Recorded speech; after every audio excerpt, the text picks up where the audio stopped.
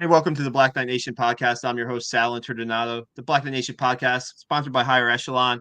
And today we have another member of the Army football coaching staff. We have Justin Weaver, Coach Juice. Coach, thanks so much for joining us for a couple minutes to talk about Absolutely. your position here at Spring.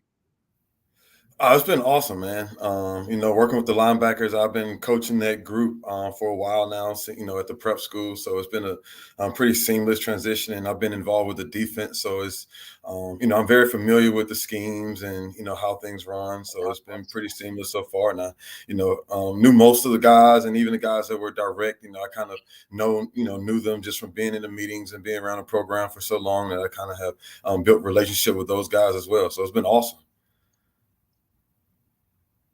Yeah, I was talking to Brett Jarena last week, and he was telling me how he has the familiarity with you and what you want out of your position group and how you want. You told him like winning championships usually have championship defenses, and what is kind of your mindset with that group of inside linebackers? Because you got a bunch of guys who have a lot of experience back there. Yeah, so one thing I always preach to them is every great team has a great defense, and every great defense has a great group of inside linebackers. And just kind of taking pride in being the standard and bringing it every day and just making sure that we're bringing the energy, we're bringing the juice, and that we're, kind of leading from the front in that regard.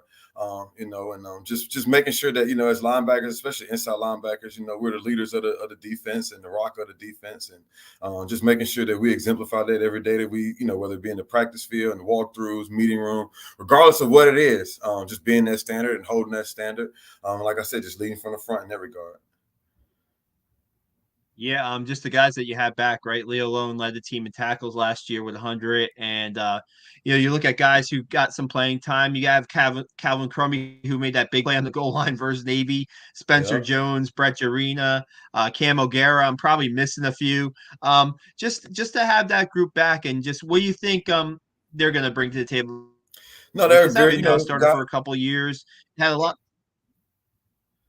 yeah, guys have had some experience, and that's awesome, and it really helps as far as like getting some of the young guys going and getting them in the right direction, and just really just focusing on refining the fundamentals and techniques for those older guys, and just making sure that we don't, create any bad habits, and we work on, little things like tackling and block destruction and pass game, and just kind of breaking the game down into pieces, and then every day just being intentional in our focus, and each guy having a plan for them for the spring as far as what they need to work on so that we can be the best group in totality, but also so that each guy kind of continues to chip away and fine tune his game so that he's the best version of himself out there on the field as well.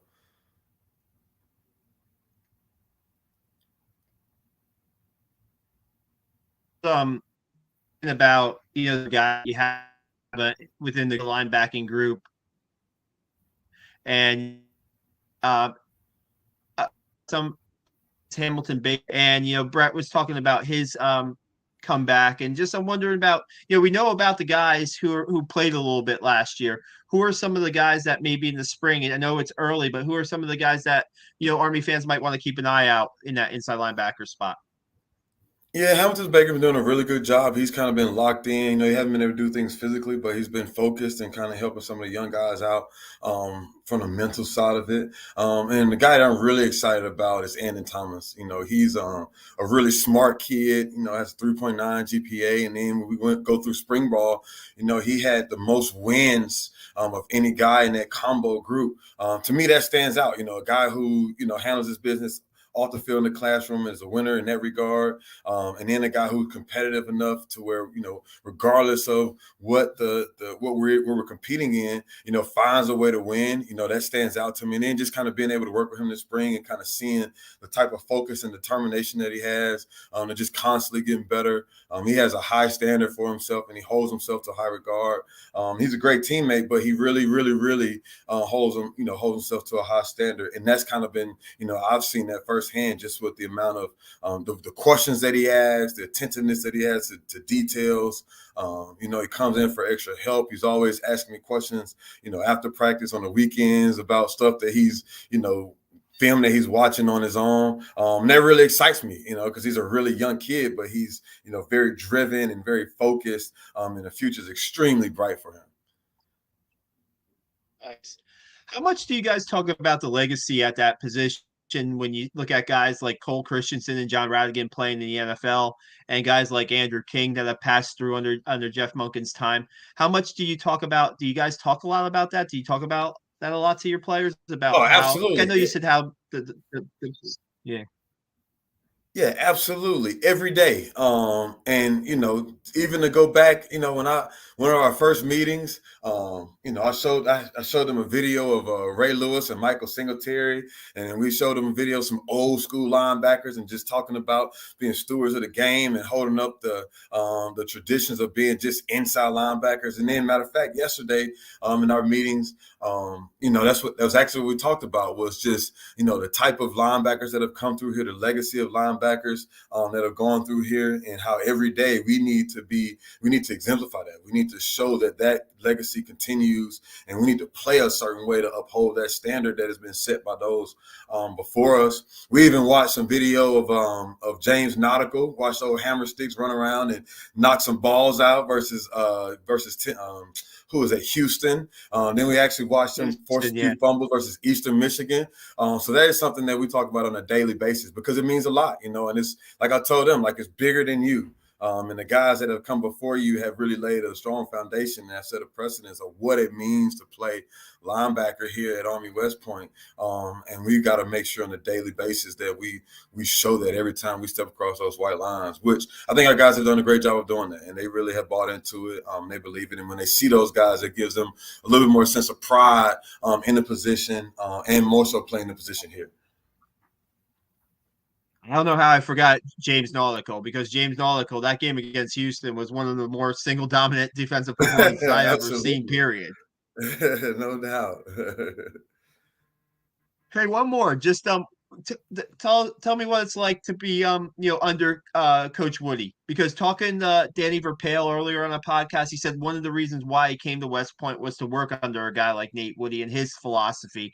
And I know you brought some of that to prep when you were the coach there, but what is it like now to work on a daily basis with a guy like Nate Woody? Oh man, it's awesome, man. He's been doing this for a long time. And we laugh about how, everything that comes up, he has a story from 10, 15, 20, 30 years ago as to how the defense came about and why we do things a certain way. And I was fortunate enough as the prep DC to really spend some time with them. And I spent a lot of time just trying to learn as much as I can.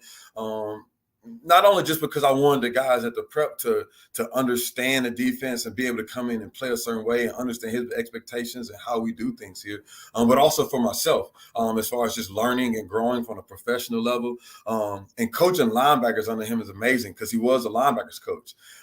So he often comes to me with tidbits and little things to kind of pique my interest in how to teach something different, a different drill or a scheme or just where your eyes are. He just has such a wealth of knowledge that I love it, man. And I try and soak it up as much as I can.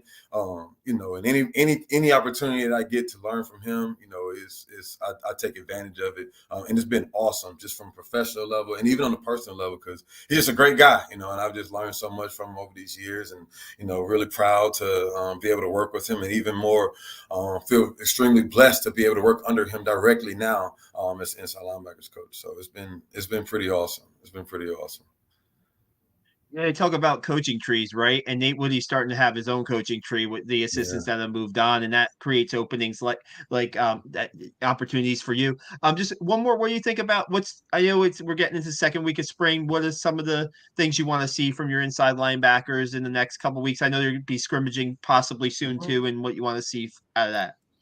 Just to see us continue to make progress every day, day by day, we've been stacking some good days up, and you're starting to see guys come out of their shell. Yesterday, you saw Calvin Crummy just really started to come into his own and play with confidence and fly around. You see Spencer Jones out there playing with a little bit more confidence. Seeing Andon Thomas playing with some confidence. Just see guys continue to play with confidence, but more so just fine tune their techniques and be fundamentally sound.